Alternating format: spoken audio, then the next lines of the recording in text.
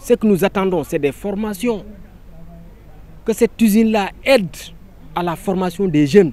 En réalité, les attentes des populations à l'endroit de la SOMIVA sont largement en deçà des résultats obtenus.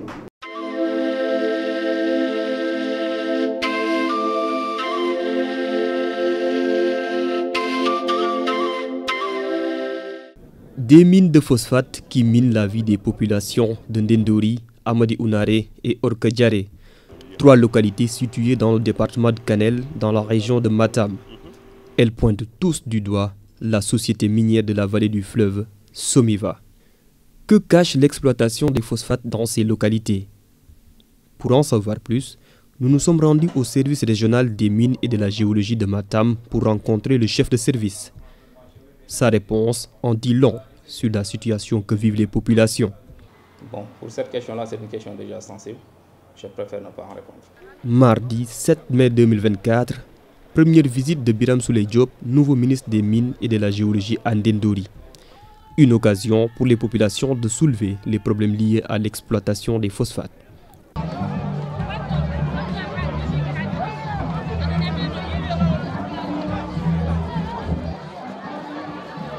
Matam, une région située au nord-est du Sénégal, est caractérisée par les principales activités économiques que sont l'agriculture et l'élevage. Depuis 2011, la SOMIVA y exploite du phosphate naturel.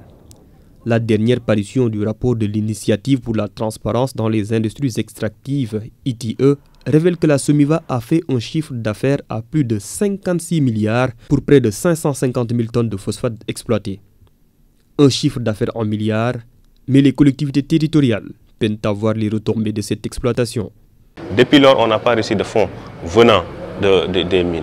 Maintenant, il y a d'autres fonds quand même qu'ils disent avoir versé à l'État, c'est-à-dire c'est les taxes. Ça, ils versent ça au Trésor national directement. Par contre, nous, à partir de ces fonds-là, les communes devaient avoir des retombées, ce qu'on appelle les fonds d'appui aux collectivités territoriales, les 0,5%. Depuis lors, on n'a pas eu de 1 franc venant de l'État. Cependant, à travers la responsabilité sociétale de l'entreprise, la société tente de répondre à quelques préoccupations des habitants. Je crois que c'est au-delà du château d'eau, hein, franchement, parce qu'ils ont fait le château d'eau ici, effectivement, qui est derrière nous. J'avais une ambulance qui posait problème, parce qu'elle n'est pas adaptée. La voiture est trop électronique, qui me tombait tout le temps en panne. Alors, avec mon président de CDS, j'avais décidé d'écrire une lettre à la SOMIVA adressée à la direction. Et quand j'ai écrit cette lettre une première fois pour qu'on me soutienne, ils m'ont soutenu. En termes de retombées de réalisation, dans le cadre de la RSE, il n'y a pas grand-chose. Ça, c'est décrié par les populations et sur le terrain aussi. Donc, les réalisations dans le cadre de la RSE sont timides. Mais vous savez que la RSE également n'est pas une obligation. Néanmoins, le fonds obligatoire d'appui au développement économique et social des collectivités locales qui abritent les sites d'exploitation est bloqué entre la SOMIVA et l'État du Sénégal. Il est arrêté à 0,5% du chiffre d'affaires annuel de la production, comme le stipule l'article 115 du Code minier. Pour les titulaires de titres miniers, de contrats de partage de production ou de contrats de services en phase d'exploitation, le montant annuel de ces engagements financiers est de 0,5% du chiffre d'affaires hors taxes annuelles. Face à des réalisations timides, des voix s'élèvent. Victime de la pollution, ce rappeur activiste profite de son art pour décrier le manque d'infrastructures sociales de base. Santé, éducation, loisirs, équipements sociaux de base, les populations de Ndendori, Ounaré, Sifop. Vous voyez, dans tout foot, il n'y a même pas un pneumologue. Moi, pour les gens qui me connaissaient, moi je souffre. Moi j'avais une infection pulmonaire. Je ne pouvais même pas avoir un pneumologue.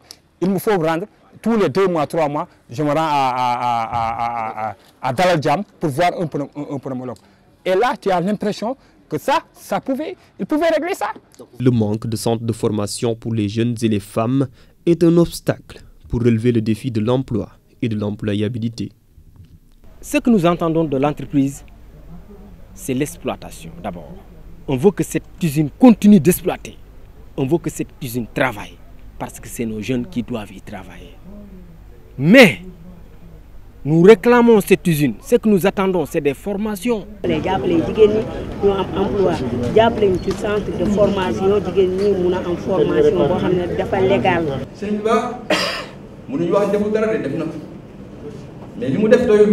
Le manque de formation détend sur le taux de chômage de la région de Matam malgré la présence de l'usine.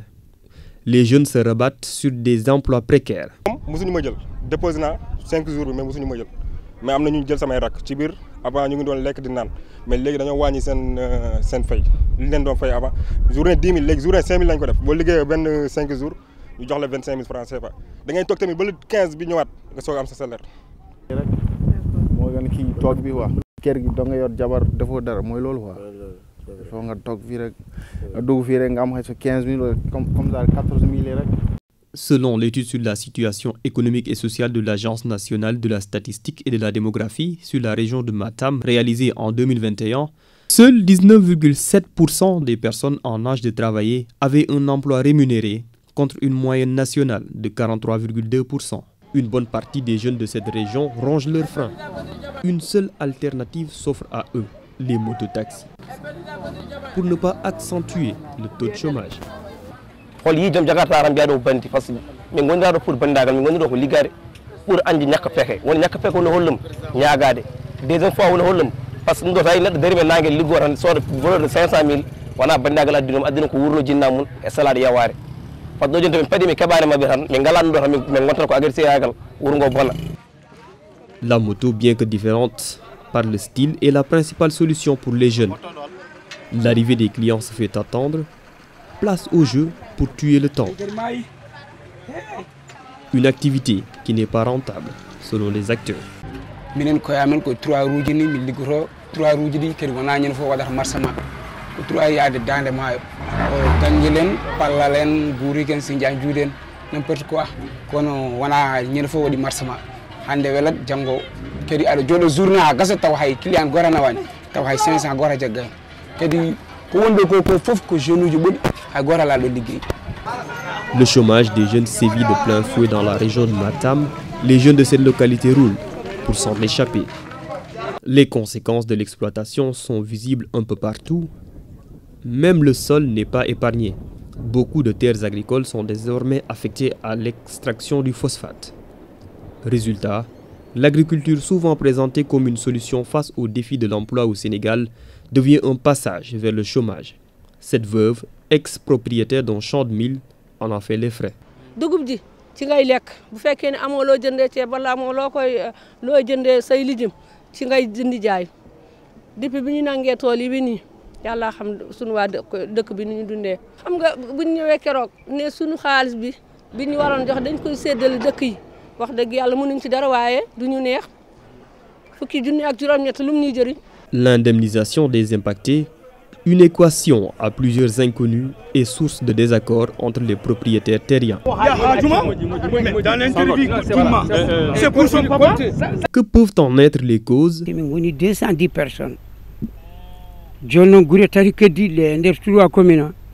Benbi leydi ndi ko haysinno ko domaine national ko domaine couturier ko yimbe fondindi kanyum en ko ma naara hen. Préfet wi yimbe be fo yo jambindo gure tati de dum non woni gure de bindi woni 1804 personnes.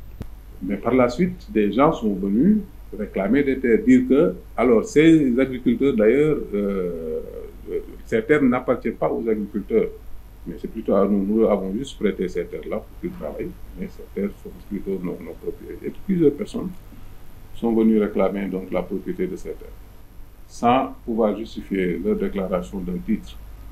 Nous avons ainsi demandé au maire quand même de recevoir ces déclarations-là pour mettre en avant le consensus, pour éviter vraiment des contestations. Nous avons voulu quand même prendre ces listes-là.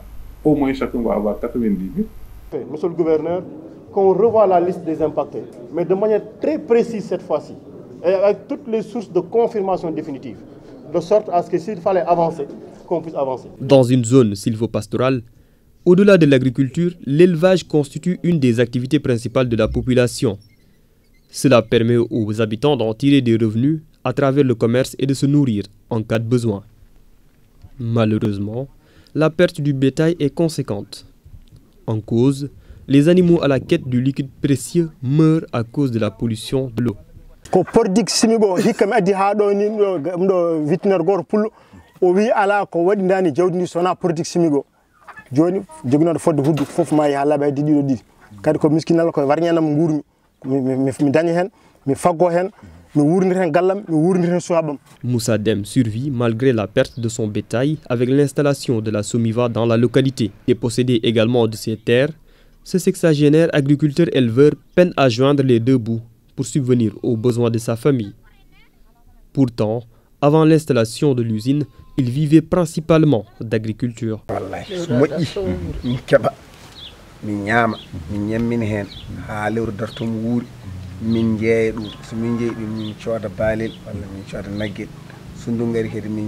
Cet élevage qui lui servait de bouée de sauvetage en période de vaches maigres n'est pas non plus des meilleurs. Avec une eau polluée et un pâturage qui diminue année après année, il assiste souvent avec impuissance à la perte de son bétail. Une perte qui accentue encore plus sa détresse.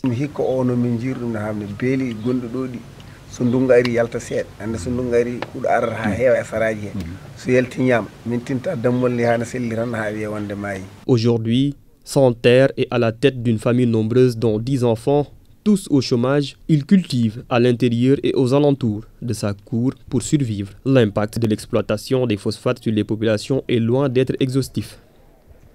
Mais qu'en est-il des employés de l'usine d'extraction? Lors de sa visite dans la société d'exploitation, la Somiva, le ministre des Énergies et de la Géologie a reçu les doléances des impactés. Une rencontre avec beaucoup d'acteurs, mais aucun représentant des employés de l'usine n'est aperçu dans la salle. N'ont-ils pas de revendications? Nous partons discrètement à leur rencontre.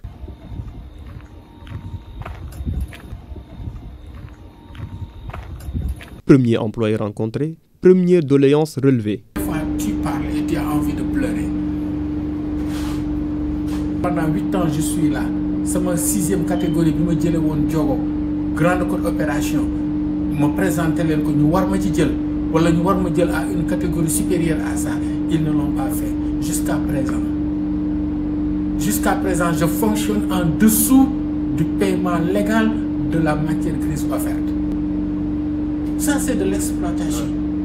Et ça, c'est illégal ensuite. Et je porte plainte. Des entorses liées au système de pointage et les compensations du repos hebdomadaire sont notées dans une lettre adressée au ministre de l'Énergie. Matam, une dame assise sur une mine de phosphate, peine à satisfaire les besoins de ses fils. Martyrisée entre pauvreté, chômage, manque d'infrastructures sociales de base, litiges fonciers, un important revenu à coups de milliards est généré dans cette localité. Un investissement dans le secteur extractif qui ne se traduit pas par un développement socio-économique de cette région. Quid de l'exploitation prochaine des hydrocarbures au Sénégal? Matam symbolise une pratique à repenser pour satisfaire les attentes des populations afin de s'engager sur la voie d'une gestion transparente et durable de nos ressources naturelles.